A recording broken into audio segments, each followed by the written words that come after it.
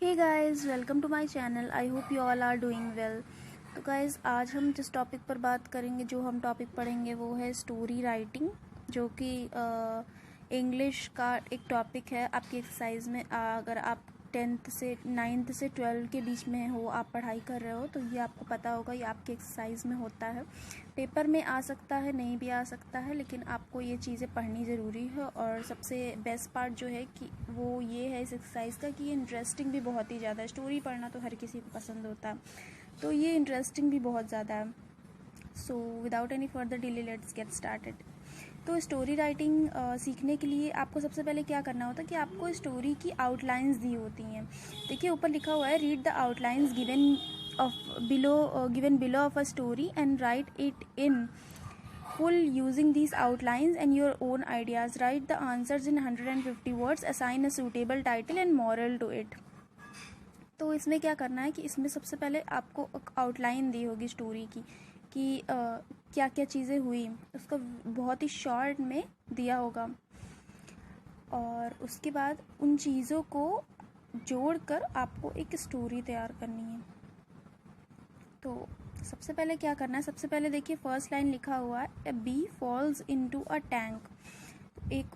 एक बी जो है, एक हनी बी टैंक के अंदर गिरती है।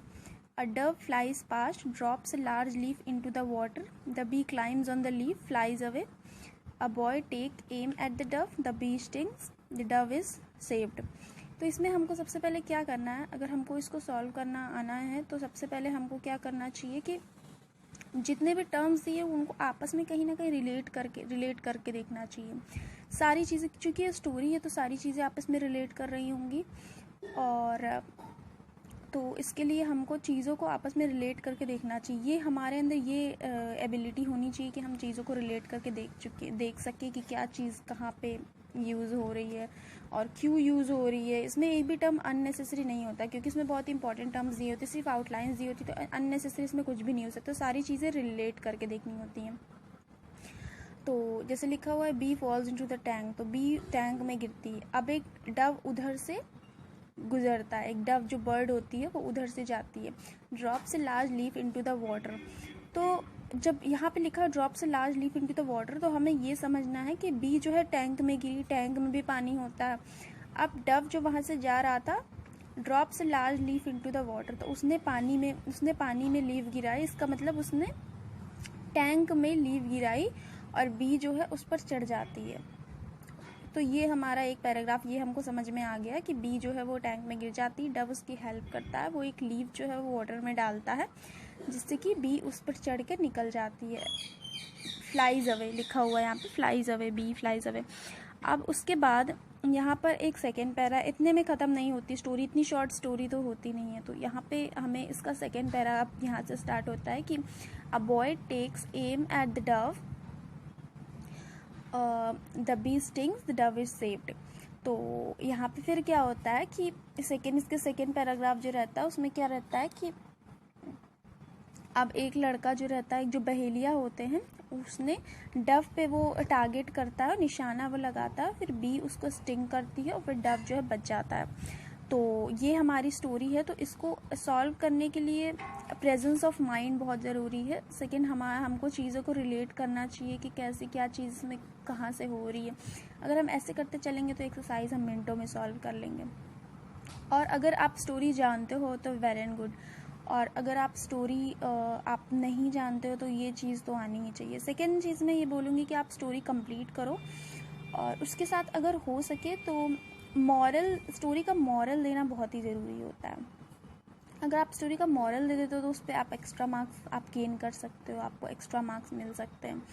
तो अब जैसे कि ये आउटलाइन हमने पढ़ा, अब इसके बेसिस पे हमने स्टोरी यही बनाई अब कि बी जो है वो टैंक में गिरती है, डव एक उधर से जाता है और वो लीफ जो है वो ड्रॉप करता है पानी में, और बी उस पर चढ़ के निकल जाते हैं। उसके बाद जब बॉय आता है, एम करता है डव को, तो फिर बी उसको स्टिंग करती है और ऐसे वो बच जाते हैं। तो इसमें हमें बेसिकली हम अगर वैसे हम देखें, अभी हमने स्टोरी पढ़ी नहीं है, अगर हम वैसे देखें तो इसका मतलब यही निकलता है कि अगर आप किसी के साथ काइंड एक्ट करोगे तो फिर वो अगर आप किसी के साथ अच्छा करोगे तो फिर वो आपके साथ भी अच्छा ही होगा, कहीं ना कहीं भगवान आपके साथ अच्छा करेगा। तो ये चीज़ें हैं। अब हम स्टोरी में पढ़ के देखते हैं कि इस स्टोरी में हुआ क्या है। One day a thirsty bee went out in search of water. He soon saw a tank full of water and decided to quench its thirst by drinking from it. The tank was huge and the bee was too small. It could not have drunk water by sitting on the side, so it plunged into the water to take a sip. Once it tumbled in, it could not keep itself afloat. It was beginning to drown when a dove flying overhead saw its plight. Realizing the danger the bee was in, the dove quickly flew to the neighboring tree from where it plucked a leaf and dropped it on water just next to the bee. The bee climbed onto the leaf, dried its wings, and flew away to its hive, full of gratitude to the dove who had saved its life. A few days later, the bee was returning to its hive after a long time and tiring day when it saw a young boy aiming his gun at the dove sitting on the branch of a tree. What a cruel boy he is! What harm had the poor dove done to him? He wants to shoot it down. I must not let the naughty boy get away with this. I must do something to saw the dove.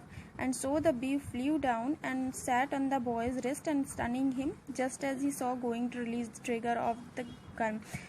तो हाँ, तो basically हमने यहाँ तक story पढ़ी है, तो इससे हमें यही पता चलता है, ऑलमोस्ट हमने 90% स्टोरी पढ़ी है, तो इससे हमें यही पता चलता है कि हमने जो स्टोरी सोची थी ये सेम वही स्टोरी है वैसे ही। और साथ में मैंने जैसा बोला कि इसमें लास्ट में आप कुछ मॉरल देने की कोशिश करो तो बहुत ही अच्छा होगा। तो इसमें देखिए लास्ट में मॉरल दिया हुआ है कि do good and get good, आप अच्छा करोगे तो आपको अच्छा मिलेगा।